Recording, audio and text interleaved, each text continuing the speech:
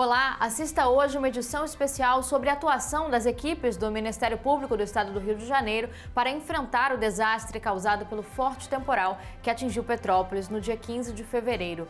Entenda o trabalho coordenado de diversas estruturas do MPRJ para uma melhor articulação entre os entes públicos que atuam na cidade e para apoiar a população afetada pelas chuvas. Confira as participações das Procuradoras de Justiça Patrícia Carvão e Eliane de Lima Pereira e das Promotoras de Justiça Vanessa Katz e Zilda Januzzi. Está no ar para todo o Brasil, MP Cidadão. É o Ministério Público mais perto de você.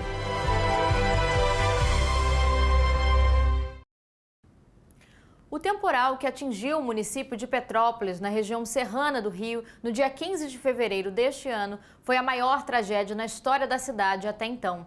Para atender às necessidades da população atingida, os membros do Ministério Público têm atuado arduamente e de forma integrada. Acompanhe agora uma matéria especial sobre o caso.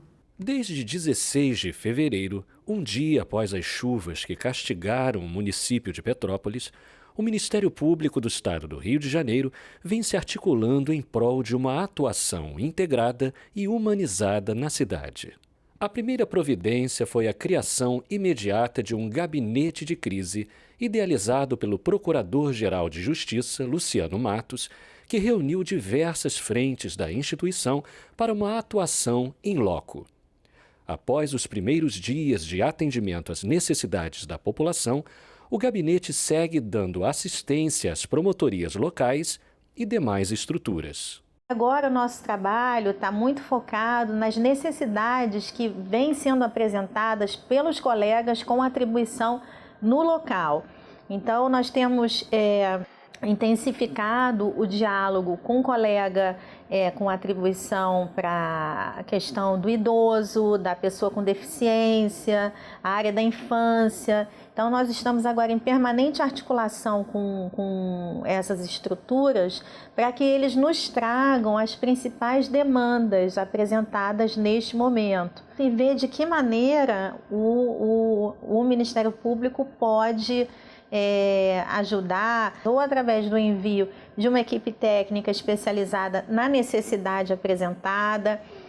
Há colegas também que precisam de apoio até para o próprio exercício da atividade funcional. Também existe uma articulação que está sendo feita pela minha estrutura, que é a Coordenadoria Geral de Promoção da Dignidade da Pessoa Humana. Então, a minha estrutura está tentando se articular com a ouvidoria no sentido de nós recebermos esse fluxo de demandas apresentadas em Petrópolis através do canal da ouvidoria, para daqui eu já distribuir especificamente para o colega com atribuição a demanda que venha porventura chegar aqui. Nos últimos dias, membros do MPRJ participaram de reuniões com vereadores de Petrópolis, representantes de órgãos estaduais e com o próprio governador do estado, Cláudio Castro, em busca de respostas e soluções emergenciais. No momento que começou a chover, a gente já tem um certo protocolo de atuação, já entra em contato com as autoridades envolvidas na resposta. Né? Essas emergências humanitárias, a primeira secretaria envolvida, a primeira política envolvida é a Defesa Civil, né, que faz o atendimento imediato às vítimas, né, o resgate e contenção, enfim. Mas tem outras pastas, né, tem outras políticas envolvidas numa resposta a uma crise dessa natureza. Então, a gente tem a Secretaria de Saúde, a gente tem a Secretaria de Assistência Social, a gente tem a Secretaria de Educação, né? Então a gente tem a Polícia Militar, o Corpo de Bombeiros, então são vários órgãos envolvidos. E quando você tem vários órgãos envolvidos na resposta a uma crise, né, ou em qualquer outra atuação, você precisa de uma gestão. Esses órgãos precisam se falar e precisam ter... cada um precisa saber qual é o seu papel, né? Precisa estar tudo muito bem articulado. Então, o MP ele atua aí também como um grande articulador nesse momento de crise. Então, imediatamente, nós já acionamos as secretarias para saber como é que estavam as coisas, qual era a previsão, e assim estamos, desde o primeiro momento. A função do MP é muito de verificar como os órgãos do Poder Executivo estão agindo, identificar as falhas e corrigir. Né? E isso, no momento de crise, demanda muito dinamismo, muita agilidade, tudo tem que ser muito rápido para que os problemas sejam corrigidos muito rapidamente. Então, foi feita essa articulação imediata com a saúde, com a assistência, como eu já disse, e com a defesa civil, e nós percebemos, desde o primeiro momento, um problema muito grande de comunicação intersetorial entre instituições aqui no enfrentamento a essa tragédia. Então, uma das principais frentes de atuação nossa daqui tem sido tentar articular essa comunicação intersetorial. Né? A gente tem o município com as suas diversas secretarias, tem o Estado do Rio de Janeiro com as suas diversas secretarias também, né? A Defesa Civil, o Corpo de Bombeiros, a própria Secretaria Estadual de Assistência. A União chegou com vários esforços aqui, né? O governo federal, tem a sociedade civil envolvida, então é muita gente e a nossa percepção imediata foi de que estava faltando comunicação entre eles o Ministério Público e entre eles e a sociedade civil. Então isso foi uma primeira coisa assim, que nós identificamos como uma necessidade a ser sanada. E já fizemos algumas reuniões colocando todo mundo, todos os envolvidos em volta da mesa, para tentar articular, né, um plano de comunicação. Ontem houve uma grande reunião com todos os agentes públicos que estão na resposta à crise. No gabinete de crise do município, que foi instalado pelo município, havia vários promotores, porque também dentro do Ministério Público temos várias promotorias que respondem né, por situações que estão envolvidas na emergência. Temos a Promotoria de Cidadania, que é a minha, temos a Promotoria de Meio Ambiente, temos as Promotorias de Infância, temos a Promotoria do Idoso, e temos o PLID, né, o nosso Programa de Localização e Identificação de Vítimas. Então, são vários órgãos também do Ministério Público envolvidos. O Ministério Público precisa ter acesso com rapidez aos dados. Por exemplo, e foi o caso dessa reunião, 2 desabrigados e desalojados no município, para que a gente possa tomar providências para sanar eventuais problemas que estejam ocorrendo nos pontos de apoio, né, onde estão os desabrigados. Nós estamos fazendo, desde quinta-feira, vistorias com as nossas equipes do Ministério Público, as nossas assistentes sociais e psicólogas, em todos os pontos de apoio, onde há pessoas desabrigadas, para averiguar as condições, né? A alimentação, serviços essenciais, atendimento médico e psicológico, existência de crianças, em que circunstâncias, os donativos, enfim, é uma imensidão de coisas que têm que ser averiguadas para que o Ministério Público possa intervir na garantia dos direitos dessas pessoas. Então, estamos fazendo as vistorias, terminamos hoje. Achamos que tínhamos terminado hoje, mas descobrimos na reunião outros pontos de apoio não oficiais, que não são mantidos pelo governo, são mantidos pela sociedade civil. Então já abrimos uma outra frente, que é vistoriar esses abrigos que estão em igrejas, que estão em clubes e que sequer estão na lista oficial do município. Os esforços não cessam. O ônibus da ouvidoria itinerante do MPRJ foi disponibilizado para auxiliar aqueles que procuram informações sobre pessoas ainda desaparecidas. Nele, uma equipe do Programa de Localização e Identificação de Desaparecidos, PLID MPRJ, está disponível tanto para receber comunicações quanto para sanar dúvidas. O PLID, ele ficou mobilizado, né? Nós startamos essa mobilização desde as primeiras horas da noite do dia 15, que foi o dia da chuva, e a partir da visualização daquelas imagens, né? As pessoas que já têm uma experiência em relação a desastre se mobilizaram e nós nos mobilizamos em relação ao que poderia estar por vir no dia seguinte, né? Após, sobretudo, aquelas cenas dos desabamentos, naturalmente a gente já imaginou que pudessem haver corpos e já passamos a nos estruturar em relação a isso. Já no começo da manhã do dia seguinte, já nos canais de imprensa já divulgavam os telefones, e-mails do PLID, o que foi bastante produtivo, porque nós recebemos uma série de comunicações e pudemos já começar a trabalhar com a questão dos dados. Na própria quarta-feira, nós estivemos no IML de Petrópolis, em diálogo, inclusive, com a Polícia Técnica, que recebia, à época, né, naquele momento, já começava a receber os corpos. E, a partir de então, um esforço muito grande por parte do Ministério Público para sistematizar esses dados. E esse também foi o objetivo de deslocar o ônibus da ouvidoria, nosso ônibus da ouvidoria, até o local que estava, no momento, assim, na nossa avaliação, com maior necessidade, que foi o pátio do IML, né, onde famílias e famílias buscavam seus desaparecidos, seus familiares, e nós podemos investir, né, através dessa estrutura do ônibus, no atendimento, na informação humanizada, na sistematização dos dados e na busca realmente, né, dos familiares, das pessoas desaparecidas. O trabalho do IML, de fato, está numa fase de encerramento, né, porque os corpos deixam de ser identificados pela maneira mais simples, eu diria, que é a identificação papiloscópica, e passam por outros procedimentos e, ao final, a identificação passa a ser genética. Então, a nossa preocupação agora também é sistematizar os dados, acompanhar, sistematizar a coleta do material genético e sistematizar os dados para que a gente possa fazer o maior número de encontros possíveis, né? Para que a gente reduza ao mínimo do mínimo de pessoas que não são de fato encontradas.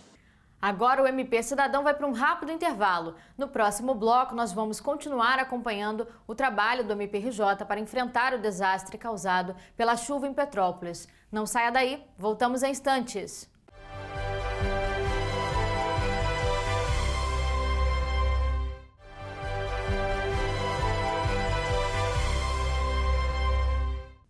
Estamos de volta.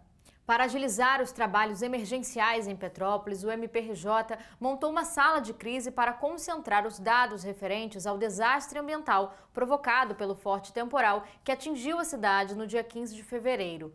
Mas, além das questões emergenciais, o MPRJ tem se preocupado com medidas de longo prazo a fim de evitar novos desastres. Acompanhe agora a continuação da nossa matéria especial. Apesar do trabalho pontual nos últimos dias, ainda há muito a ser feito em Petrópolis. Medidas de longo prazo trarão segurança à população, principalmente em dias de chuvas. Na área do meio ambiente, no entanto, a primeira providência foi encontrar locais adequados para o devido descarte de resíduos e destroços e, assim, evitar os chamados bota-fora clandestinos e as consequentes contaminações. Para isso, o MPRJ vem contando com o apoio técnico do Instituto Estadual do Ambiente, INEA, e de estruturas da própria instituição, como o Centro de Apoio Operacional das Promotorias de Justiça de Tutela Coletiva de Defesa do Meio Ambiente e da Ordem Urbanística, CAOMA, MPRJ, o Grupo Temático Temporário para Garantia de Segurança Hídrica, e o Grupo de Apoio Técnico Especializado, GAT-MPRJ, como explica a promotora de justiça Zilda Januzzi, da primeira Promotoria de Tutela Coletiva do Núcleo Petrópolis. Uma medida de prevenção para que não haja contaminação, porque o ideal seria que o município tivesse a gestão desses resíduos, tivesse bota-fora licenciados previamente, para que a gente soubesse a classificação desses resíduos.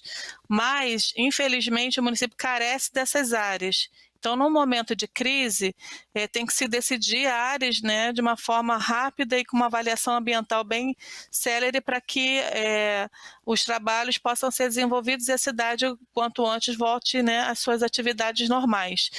E por isso a gente precisa, né, de bota-foras que sejam o mínimo impactante possível. Outra questão importante envolvendo a mobilidade urbana, para mitigar ao máximo o tráfego da cidade, normalmente movimentado, o MPRJ vem atuando em conjunto com a Companhia Petropolitana de Trânsito e Transportes, CPTRANS, para desafogar o volume de carros, de modo que as viaturas consigam se deslocar com mais eficiência aos locais necessários.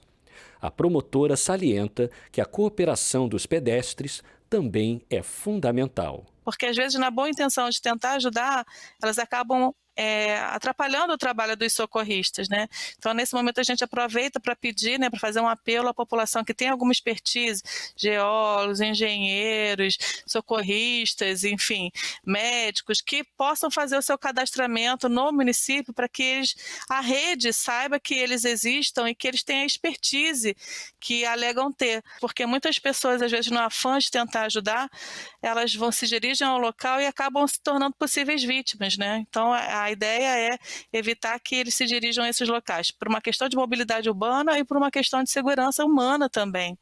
Segundo a promotora, para evitar novos desastres no futuro, é essencial que o município de Petrópolis invista em obras de drenagem e contenção dos rios Quitandinha e Piabanha. A gente, aqui no município de Petrópolis, tem 2 grandes problemas, né? Na minha visão de 10 anos nessa promotoria aqui. A gente tem o problema da drenagem, especialmente da macrodrenagem, e a gente tem o problema das ocupações irregulares, né? Esses são 2 grandes problemas crônicos que resultam nisso que a gente viu, né? De mortes e alagamentos, escorregamentos de massa, e essa história se repete, às vezes em maior grau e menor grau, né? Então a gente tem esse problema da macrodrenagem. Para essa questão a gente tem uma ação civil pública que está correndo no judiciário, em que a gente discute a macrodrenagem do rio Quitandinha e do rio Piabanha, que são os 2 principais rios da cidade, porque o rio Quitandinha é aquele que todo mundo conhece, que é da entrada da cidade, é que esse rio, né, vai se encontrar com o Palatinato, que vai desaguar ali no Piabanha, e aí o que acontece? A água toda da cidade acaba drenando para o rio Piabanha. Então a gente tem um alagamento ali da Coronel Veiga, da General Rondon, da Washington Luiz, de uma forma bem corriqueira. Sempre qualquer chuva um pouco mais forte, meia hora de chuva já é suficiente para aquilo encher. A gente tem o problema da enchente do centro histórico, que é tratada no rio Palatinato, né, que eles estão com um projeto de rio extravasor para o Palatinato, e a gente tem um problema de drenagem do rio Piabanha, porque como ele recebe a drenagem da cidade toda, né, e ele vai causar problema lá na ponta, que são nos bairros de Correios e no bairro de Nogueira. Então, aqueles bairros também sofrem muito, porque recebem a água da cidade toda. Então, a gente, né, nessa ação, a gente discute essa questão, né? A gente reconhece que são obras caras, obras de macrodrenagem são obras caras e difíceis, mas esse enfrentamento a gente não pode fugir, né? O INEA já tinha feito um termo de referência com que se refere ao rio Quitandinha, né? Mas não licitou em razão de problemas, né, de financeiros do Estado, depois Covid, enfim, de uma série de situações. E o rio Piabanha, nenhum TR para licitar não existe na prevenção de desastre. Além disso, outra importante questão a ser tratada é a ocupação irregular. A fiscalização é muito deficiente, né, nesse sentido. A gente não tem, o município não tem demolições administrativas. Isso complica um pouco a questão da contenção das ocupações irregulares nos locais impróprios e de risco. A gente tem vários procedimentos aqui em que a gente trata a regularização fundiária.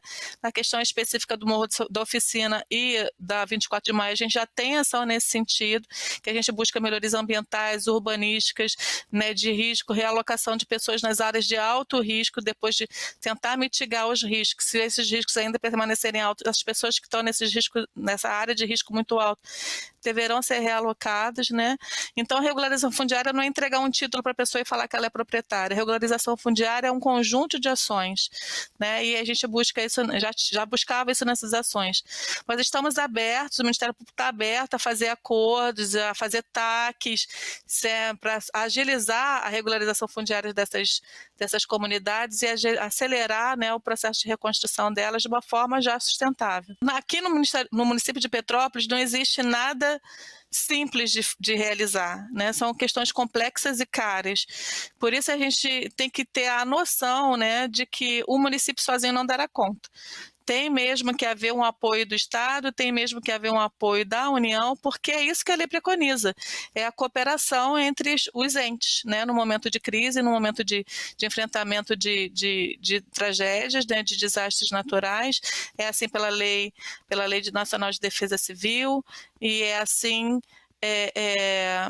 pela lei, né, de cooperação entre os entes, E a gente precisa realmente que todos os entes estejam engajados e unidos para que a resposta seja dada à população, né? Porque são recursos vultosos, né? Não são problemas fáceis de resolver, mas são possíveis de resolver, né? Hoje em dia a engenharia resolve qualquer problema, a questão é custo. E a nossa intenção é fazer com que as medidas elas realmente sejam tomadas de uma forma transparente, né? E que realmente sejam realizados a contento, né? Que as obras se iniciem, que as obras tenham meio e tenham fim, né?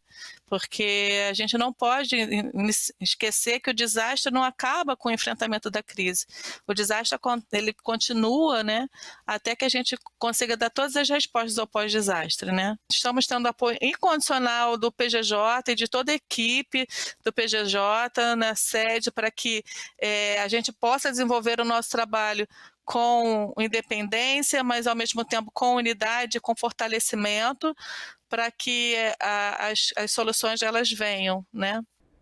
Viabilizar o recurso do aluguel social às famílias desalojadas e desabrigadas após as chuvas também foi prioridade da atuação do MPRJ na semana, bem como o restabelecimento de serviços essenciais como energia e água. Nós conseguimos fechar fluxo de atuação conjunta do município e o Estado, por exemplo, na realização do cadastro de desabrigados e desalojados para fins de aluguel social. Conseguimos que eles pactuassem ações para a emissão de documentos nos territórios, e entre outras. Então foi realmente uma vitória hoje. A gente tem uma preocupação muito grande quando acontece um evento de maior vulto, como foi o caso, né? Logo falta água e logo falta luz, né? E a telefonia ela vem a reboque. E há necessidade de restabelecimento o mais rápido possível desses serviços, né? A gente não vive sem energia elétrica e houve um impacto muito grande, inclusive nas comunicações no dia do evento, ninguém conseguia se falar na cidade, né? Então também logo no dia seguinte nós criamos uma sala de crise com a Enel, com o gerente de operações para acompanhar todo o trabalho deles, tá? De restabelecimento. No dia seguinte ao evento, né, na quarta-feira, eram mais de 30 mil clientes sem luz. Isso foi reduzindo significativamente ao longo do dia e no dia seguinte. Hoje nós temos algumas unidades ainda sem luz, mas porque foram danos assim de grande porte, né? Postes caídos e transformadores, enfim.